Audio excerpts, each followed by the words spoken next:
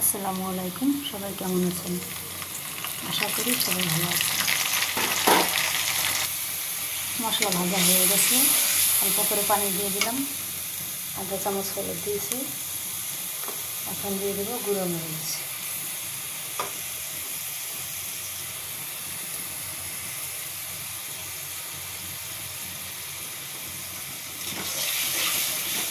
আজকে রান্না করবো মুরগির পা, গিলা, কলিজা, গলা।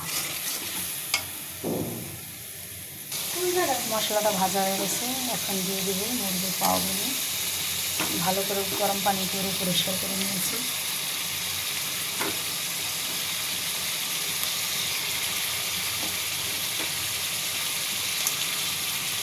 কলিজাগুলো পরে দেবো। অল্প কিছু পানি দিয়ে দিলাম, ভালো করে কষাই নেব। মাঝখানে কলিজা 3 পিস দিয়ে দিলাম যাতে ভেঙে না যায়।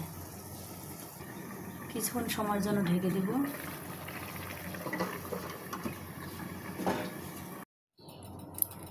হয়ে গেছে মুরগির পা রান্না।